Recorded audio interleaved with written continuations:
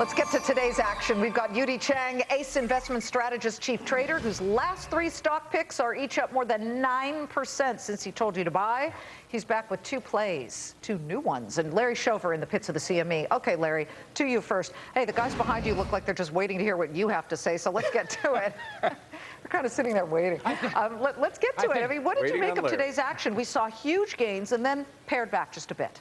Exactly. I think the question is, what isn't happening? We come in this morning, the Nikkei down 5%. Now, I know it's up 30% for the year, but still down 5%, a downward revision in GDP. Home sales didn't really increase as much as expected, and jobless claims added. So right now, bad news isn't necessarily good news. I just think right now the market is accepting the fact that we're growing ever so slightly, and even with tapering, the market is acting very robust right now. We didn't see any large sell-offs. Yes, we are off a little bit today, but still charging higher even with bad numbers today. All right, well, Yudi, let's talk about tapering in the stock market, because the rallies, just let's face it, are not as strong as they were a couple of months ago, but the pullbacks are weaker than they were as well. So are we in some kind of sweet spot here where we get a slight pullback but then an even stronger run up in the market? Yeah, I think the market is taking a breather in order to travel further ahead, right? So right now, the market just overran itself from the November lows. We came up over almost 25%. So now we're pulling back down a little bit. Of course, the question would it be that 3 to 8% pullback that everybody's looking for? Well, would it merely be sitting here just kind of consolidating back and fill a little bit before it takes the next leg up? Right now, everybody wants to buy dips. That's why we're not really dipping. Okay, so you're taking the contrarian view here. You think that this is just too crowded a trade? Yeah, right now, over the short term, Liz, we're definitely in the camp saying that, you know what, we're not going to miss too much upside over the short term basis. We're just not. I don't believe the market is going to run up. Could it be up another 3-4%? Yeah, of course. Could it be up another 15% without me in it? I don't think so. So we go up 3 or 4%. We might pull back 7-8%. We're right back where we are right here. So I would rather right now be a little bit cautious and wait for a further pullback. So what happens if it doesn't?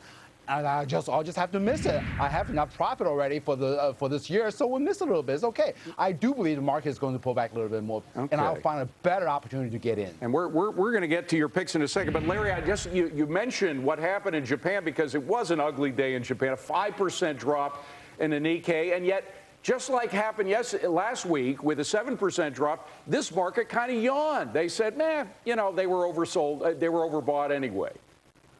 Yeah, exactly right. I mean, I came in really excited, thinking we're going to have a lot of market action, but I have to keep in mind that the Nikkei is still up 30% on the year. JGB 10-year yields are nowhere close where we'd have to worry about them losing market access or any kind of monetary easing beyond what they're already doing. Let me jump in here. Hold on one second, Larry. We've got Lionsgate earnings at the moment. Let's get right to Dennis Neal. How did they do? Hello, Liz. A huge beat on both the top and bottom lines. Lionsgate kicking butt here, coming in with revenue of $785.7 million.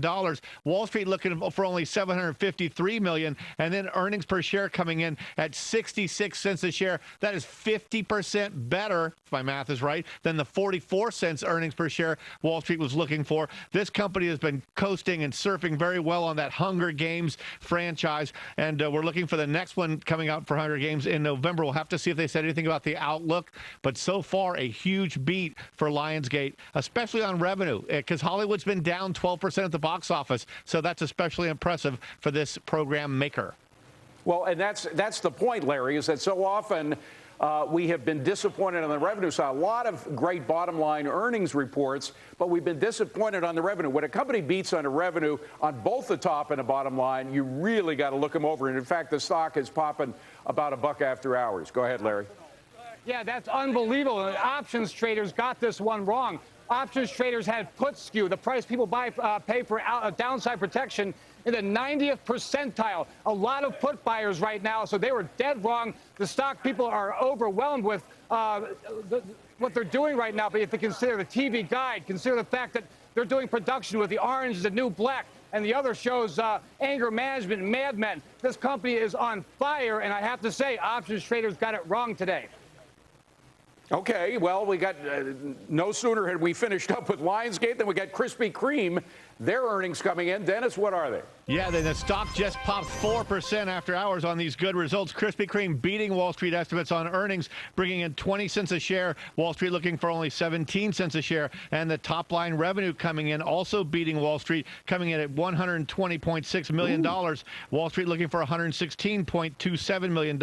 The company raising its forecast earnings outlook for fiscal year 2014 as well. That's another good sign. And same-store sales for this donut seller up 11%. Anytime in a big retailer like that, you can do a double-digit increase in same-store sales on something that really makes you fat. That's pretty impressive, guys. Well, you're looking at that big number. Again, a rounding error, but 11.4% for same-store sales for KKD. This was a company that was so hot in the late 90s, 2000, and then suddenly it became too hot. To see it come back like this is pretty fascinating, isn't it, Dennis? Yeah, it sure is. And, you know, these food fads kind of go in cycles. And right. Who knows, maybe Krispy Kreme is coming to its own yet again. Well, what they're trying to do actually is expand their menu. And Larry, that's the point, whether they can appeal to people beyond the donut eaters out there, whether they can get a good breakfast menu going, expand, they're getting into yogurt. Clearly, they may have the capital based on these earnings to do that. Yeah, and they've learned from their lesson. I don't think they want to be at Dunkin' Donuts.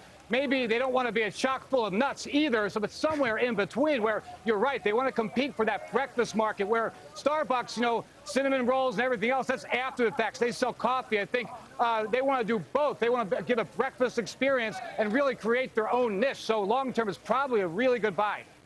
Good to see. All right, thank you very much. We want to go back to Yudi Chang because people get excited about certain individual names. What are your favorite names right now? And let's go macro first. In which sectors are you looking? Yeah, I'm still looking at the same sectors. One is being the home builders. Yes. I love the home builders. Still. And actually related industry as well, building materials, even the casualty property insurance. So that's one sector I like. Another sector I like is actually the financials. I like the financials. If the economy were to continue to grow, the financial is going to continue to be well. So these two sectors are my favorite. Well, specifically the casualty insurers when it comes to financials, do you look at them as that part of the same phylum? Absolutely so. That's another way to play the related industry of the home builder also. It's not just a home builder, but the real estate market in general. People have been talking about the residential area, but if you look at it, the commercial area are start to coming back as well. So you put the residential, commercial together, eventually you have to go to property and casualty insurance. Let's look at an individual stock. We're looking now at an ETF here that you can buy into, but you're also big on Toll Brothers. The interesting thing, it sort of ties into what we're talking about in the market, is that when you have these small pullbacks, that's the time to get in. And even though housing has been a lot of people would say, overbought over the past couple of months, Toll Brothers has had a slight pullback, just of a couple of bucks. Maybe now's the time to get in. Yeah, absolutely. It's the thing that everybody is saying is very easier said than done, right? You're supposed to buy low and sell high. So when something pulls back on a good issue, you need to buy it. But, David, also, if you look at the home builders, by the way, yes. Hold that thought, Yudi. I just want to, while we see that stock chart there, you should keep in mind that the stock was trading at 39 just about a month ago. So it has had this pullback from 39 down to 34. Go ahead, Yudi. Yeah, but the stock was trading where? Back in 2007, in the 60s. Exactly. So that's why I said, this industry, if you think about it, housing industry is also a very cyclical and very momentum-based industry. It doesn't just flip around every 3 or 4 months. It actually takes a cyclical time frame of about 5 to 7 years. So I believe we're only in the beginning stage. Let's say the second or third ending of a major up move. So that's why on a pullback I wish we could package your energy. We'd make $1 million. Thank you very much. Yudi Chang, good to see you. Larry Schover, we're going to check in with you just a couple of minutes to see how the S&P futures close. Larry's energy is pretty up there, too. Larry's right up there with him, yep. Thanks, gang. Coming up, ever made fun of someone for carrying one of those? The S&P futures 20 seconds away from closing as I talk for 20 seconds to head back to Larry Schover. He's in the pits of the CME. And how does it look, Larry?